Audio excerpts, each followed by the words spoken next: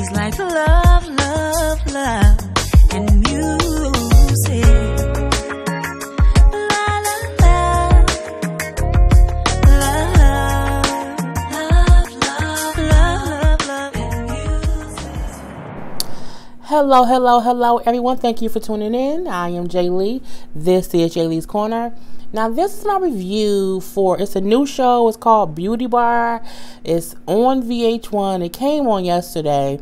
I kept seeing the previews for it, and I was like, oh, I'm going to set my DVR. Oh, I'm going to watch it. Didn't set my DVR. Did not watch it yesterday. So I set it for like 4 o'clock in the morning for a repeat of the episode, and I watched it today. I don't know if I'm going to review this show. The first episode to me was too much too fast. You had some heavy issues. People already beefing. I'm like, I barely know anybody's name. Y'all already fussing and fighting. So I'm a little bit confused as to what. I mean, can I get to know you first? Like, calm down, homies. And it's just a lot. You know what I'm saying? It was a lot. It's real ratchet. I feel like it's Black Ink Crew just at a salon where they do hair and makeup. That's basically what it was to me. You know, I do like how the show went and kind of introduced each person, each cast member one by one, so that way you didn't have to like figure out who was who. So, you know, it's the place is called House of Dolls. It's a beauty bar in New York, and we gave the girl Talia, who's giving me all kind of drag queen feels. I'm not gonna say drag queen because I believe Talia, I'm assuming she's a transgender, that she went from male to female. She's a gorgeous girl though, but I mean, I feel like clearly she's trans, which is still fine. Ain't nothing wrong with that. But I'm not sure what she do. Like, I don't know if she's maybe a stylist. They did not mention her doing hair, or if they did, I wasn't paying enough attention. I was kind of bored also watching this little thing. But you know, I think the reason people want me to review shows, because when they be boring, I give good reviews. But y'all want me to sit through the boring ass shit and give y'all some funny stuff. But it's okay. It's okay because y'all love me and I love y'all. So it's okay. Kevin, who was like 25, 26, he's a makeup artist. He's like the Harry Potter of makeup. I'm like, okay. He has issues with his mom. Like, his mom doesn't accept him because he's gay. He hasn't talked to her in like 6 years. So, you know, that's his whole story. We have V. V is a hairstylist, or at least she's a colorist. Because they kept showing her dyeing hair. Like, you want pink? I'm going to do pink. You want blue? I'm going to give you blue. But I'm like, she's bald. So how do I know she not out here balding bitches? You know what I'm saying? Dyeing their hair all these dang on colors, and they come back and they bald like her. They ain't got no goddamn edges. Ain't nobody got time for that. And I'm just like, I think she's extra. Like, extra. She's also a lesbian when she wants to point out how she used to be married, but now she's fully into women. I don't think I'm going to like her. I think if I review this show every season, I mean, every time, if I review this show every episode, I do think she's going to probably be the one that I'm going to cuss out at least once or twice. She gives me Sky, Jocelyn Hernandez, Kenya Moore, Nene, you know, so she gave me those kind of, I want to be the person who ruffles some feathers. I want to be the, like, you know, the one who they give camera time to, because I'm always up to something with my antics. That's what she gives me. And I don't know if I'm here for it yet, because again, it's only episode 1, and I do want people to be their authentic selves.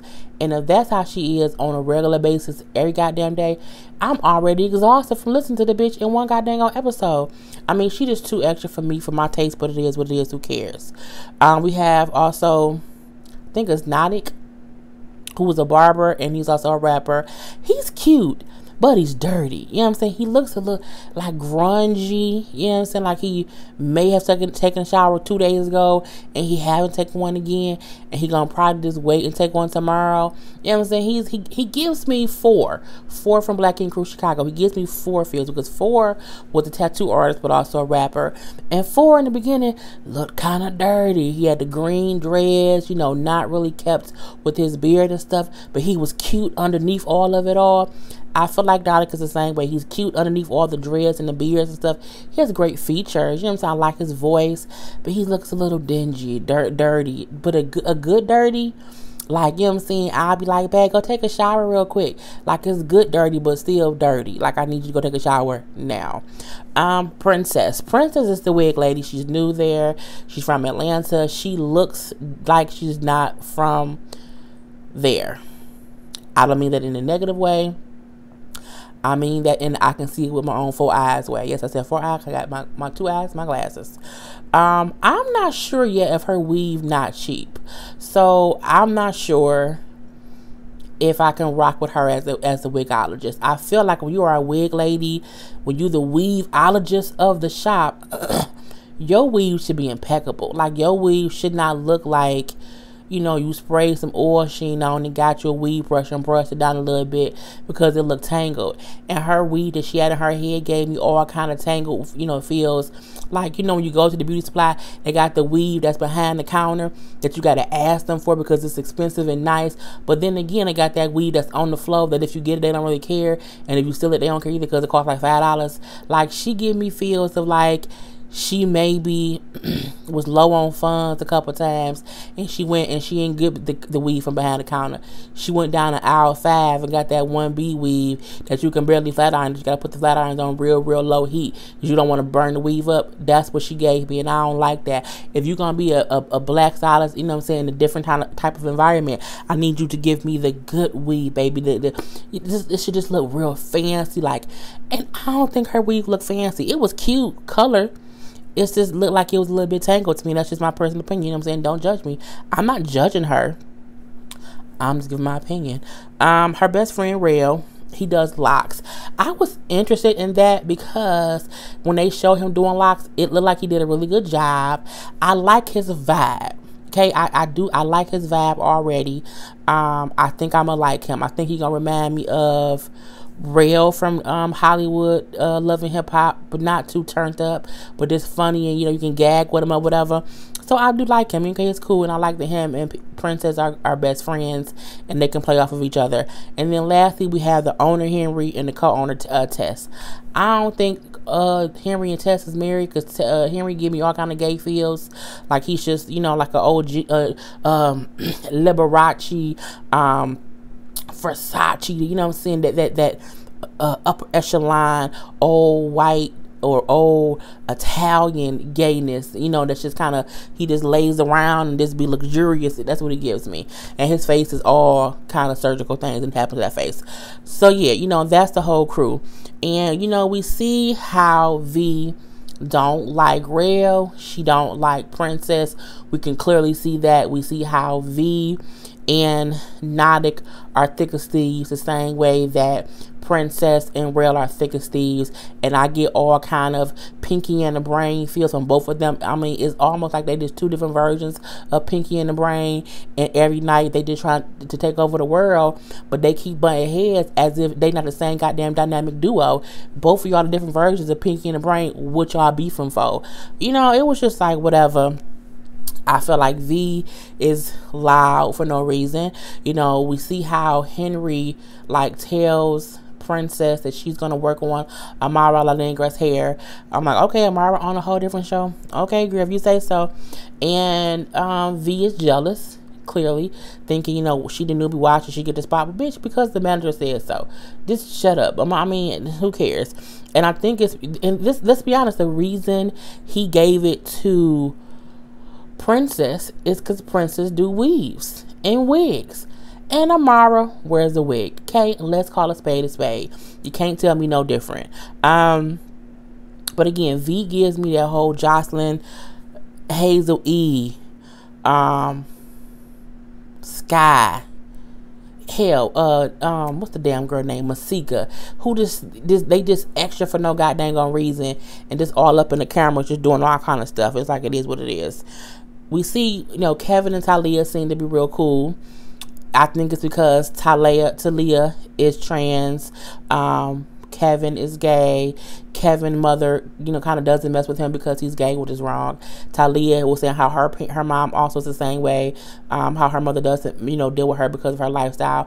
And I feel like Talia is going out of her way to not call herself trans, and I think it's because when a person literally goes over and they're fully trans, I don't think they consistently refer to themselves as who they formerly was. But I don't know, because again, I'm not in the gay community a lot, so I don't know how that goes. Matter of fact, it was funny, I had a conversation with my mom yesterday about T.S. Madison, and my mom was like, I didn't know that she was born a man. I kept wondering, like, maybe because sometimes she would talk about stuff like a girl, but then sometimes she would do stuff like a man. Like, it was so weird. So it's funny is where when we are not in the community, because we're not, we don't know stuff like that. But yeah, we know T.S. was transgender, we know it's trans or whatever, but I'm assuming she is, and it is what it is. But I felt like them just talking it was just some heavy stuff. They crying. I'm like, you crying, and it's like 7 minutes into the first episode of season 1. I just felt like it was too much too soon. Like I feel like those kind of conversations about their whatever could have been held to like episode like 4.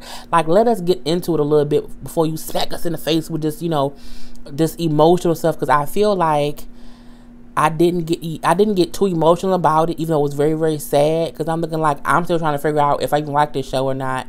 And it was what it was. So we see Amara come in with her afro, and she said how, and this is what I don't understand about famous people when they come on these shows. I know it's all for publicity, I know it's just a show, but I feel like whenever you go to a hair salon and you don't let the stylist wash your hair, it's because you don't want them to take off your weave or your wig. You know what I'm saying? That's what I feel like it is. I used to think the same way when I watched LA Hair, and all of the clients that Kim Kimber would do, you would never see her like wash that. I think maybe once or twice she did wash people's hair. I feel like when you go somewhere and you come in with their hair and they just kind of, all right, girl, now you finish, and that's all they do, but they don't wash your hair, nothing like that. I feel like that's just kind of crazy, because I'm like, you could do that at home. I just don't get it. So Amara comes in saying how I want. I mess my hair up. I want my afro style. I want it to be different. I'm like, well, it's kind of only a couple ways you can wear afro, but okay, we're gonna get it done. And because all Princess did was put some clips in it and made it a mohawk, and I feel like she didn't even slick the sides up well enough. But I feel like the reason she didn't was because it was a wig, and everybody had this big thing. But no, Marla said that she do put pieces in.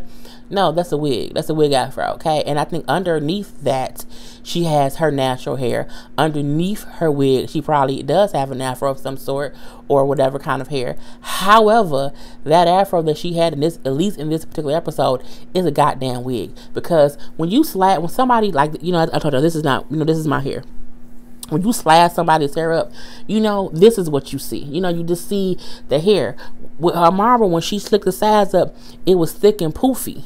You know what I'm saying? It was thick and poofy because it was a weave or a wig.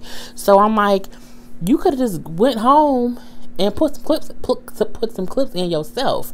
And so when V was kind of teasing her, saying, I could have did that. No, my daughter could have did that, and she don't even know how to spell her name. I said, bitch.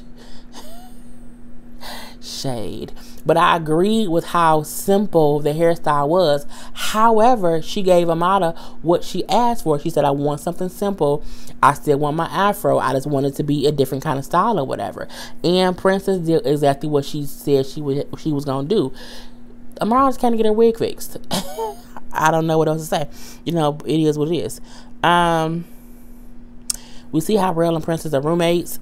I like and she recycles weaves, which you can tell because, like I said, her weave looking like she got it from the aisle 5 1B. I like hearing the story of how they got so close. They bring up how Rael was jumped by like 20 guys because he was gay and was like beaten for like 5 minutes. How he was in the hospital for like 2 weeks and had the pictures. I was like, oh my God. Oops, sorry. I was like, oh my God. Like, they really like beat him really, really badly. He had like to get a plate in his head. It was really, really bad. And he was like, through it all, she stood by me as my friend. go best friend, that's my best friend. Okay, that's what you're supposed to do. I wish a bitch would put their hands on Karla. Man, look, sometimes I just be waiting for somebody to try, you know what I'm saying, a friend of, just don't do it. Don't do it, okay? But it's a great thing how he said, like, through it all, she stood by me, no matter what, because, other people didn't like me because I was gay. And so, yeah. What else? V is continually loud. She was loud at the shop. Braille didn't like it. They argued a little bit. And I feel like she's being more extra for the cameras. And maybe that's why everyone is getting aggravated. I still think she's always extra. But of course, they have to throw some little flair in to just make it be whatever it's going to be to make it be popular. But me personally, I'm already over V and her goddamn antics. I'm over her loud mouth. I'm over her whole, I'm stumping. So what? What you gonna do? And I'm a firm believer in how females should not get up in a guy's face. Because if you pop your ass, you gonna say, oh my God, I can't believe he hit me. Well, bitch, you should have gotten out of his face. Okay? It does not make it right. It does not make it right. But however, we can't be up in dudes' faces expecting them to always, have restraint. You do realize some men was not raised to respect women, and some men beat the fuck out of a girl, and so you never know what guy you in front of. You can be in front of a guy who has restraint. You can be in front of a guy who don't care and gonna punch you in your mouth, and you're gonna be on the floor like Snooki was in that damn first season of Jersey Shore. I'll be going into all kind of little rants or whatever. Yeah, the whole beef between V, Nautic, and Princess and Rail is real petty. It is what it is. I don't really care. We see that they go to Kevin's birthday party. Kevin called his mom. Of course, she don't answer, so he leave her a message. Okay, he wants to reconnect with his mom, basically. So he just leaves her a message saying that. We see Rail there, and I guess he like in a fishnet shirt, and for some reason that angers V, and I don't know why, because the shirt that Rail wear don't wrinkle your coochie on up, so what you care about what's on his body? Girl, go sit down. Again, V is looking for attention. I think she understands if I'm in drama and if I'm causing chaos, they're gonna record it. It's gonna make air. So let me just do as much as I can, and just, be the center of attention, a la Sky, Jocelyn Hernandez. Get my drift? Masika. Get my drift? And so basically this is, hell, T.R. Marie first season. But it is what it is. But I'm like, why do you care what what Rail is wearing? Because you don't even like men. And if he up in the club in a fishnet shirt and he's okay with it, girl, why do you care that hard to bring it up to Kevin? You petty. You ain't got nothing else to do? Nothing else to talk about? Okay. The last thing we see is basically, their boss, Henry, gets a stripper for Kevin, a male stripper, to dance for him. So the dancer does dance on Kevin a little bit, was what it was. And then Kevin gets up from the seat. He kind of walks away, and Rail sits down in the seat. And when he sits down in the seat, the dancer, who was almost like a robot, turned around and started dancing on Rail. Now, I thought it was funny. You go to parties and you have a stripper. Just sometimes the stripper do dance on more than one people, especially if they've already danced on the person who the party is for. I mean, V got upset as if Rail walked up and moved Kevin out the way and said, Kevin, move, let me have a seat. Let me have a dancer. You're my private dancer. He didn't do any of that. When Kevin got up and the seat was open and he wanted to dance and he sat down, and he didn't even say anything to the dancer. The dancer literally turned around, seeing someone sitting in the seat, and started gyrating and jiggling and all over people or whatever. It was I was like, that stripper is a goddamn robot. And for some reason, V was upset. Did you let him take your stripper, bitch? It ain't your stripper. If he ain't said something, what girl, hush, puppy. So from there, Princess hear V talking shit, and Princess is tired of it. So Princess basically confronts V, and she's like, you know what, this one right here, bitch, you're not gonna be all up on him. And I completely get Princess's defense of her best friend. I'm the same way when it comes to my friends. Like, I remember a long time ago, we were at a restaurant, and the waitress was rude to my friend, and when we were leaving, the waitress said something like, and I said, bitch, did you just, my friend? And it was, again, this is a good 10, 11 years ago. It But I was really, because I felt like the waitress was disrespectful to my friend. Bitch, did you just, my friend? Oh, but I'm the same way. Like, don't disrespect my friends. Like, especially if they didn't do anything to you. Like, you need to, everyone has to have respect for each other. So I rock with Princess solely because she rocked with her best friend, and she not gonna let nobody kind of step to him. But my thing is, V stepping to Rail is unfair because Rail really can't step back to her because he's still a man. Even if he's gay, he's still a man. And so I felt like in those aspects, as the female best friend, you're supposed to be like, okay, we got an issue, take it up with me because I can beat your ass. He can't, but I can. And as you see, V didn't really jump bad at Princess. I mean, she didn't back down, but she didn't jump bad back. You know what I'm saying? She was, I feel like V is a lot of bark, not that much bite. Not saying that she's a punk or a pussy, but I feel like she dish it because she thinking it's just fun and games. And when someone be like, well, bitch, what you want to do then? Well, what you want to do? Like, she not backing down, but she also not egging it on. So they kind of going back and forth or whatever. And then when Princess says something like, you know, if you got a problem with him, it's, you know, we got a problem with me. Honey, V, like, threw her glass down. I don't know why she breaking other people's glassware. And when she did that, I guess Princess her ready, said, go, honey. She snatched that girl by her head. Now, the girl bald head, so she couldn't grab no hair. I guess she didn't think about the fact that she was reaching for someone who has no hair. But she sure did knock the girl glasses off her head. And then security, of course, had to keep them separated. And V was trying to she was trying to get to her. You know, she kept trying to run and jump or whatever, but of course security holding her back. And the episode went off with them trying to fight. They did not fight, and it was breaking up by security. But, you know, and that was our episode. Again, I don't know if every episode is like this episode. It might get boring to me because, again, I don't know. The preview for the rest of the season looks good. So we shall see. Y'all put your comments below. Let me know how y'all like the episode. If y'all think I should review it every week. Because typically when I review shows, if I don't get a lot of views within the first like 3 episodes of it, I stop reviewing it. I don't stop watching it, but I don't want to waste my time reviewing the show for no reason, especially if I don't feel like I really want to review it. Some shows I review regardless of the views, but a lot of my videos get good views now that I have more subscribers. But yeah, let me know how you guys like the show, if I should subscribe to, if I should continue to review it, and I'll be back next time. So I am Jay Lee. This is Jay Lee's Corner.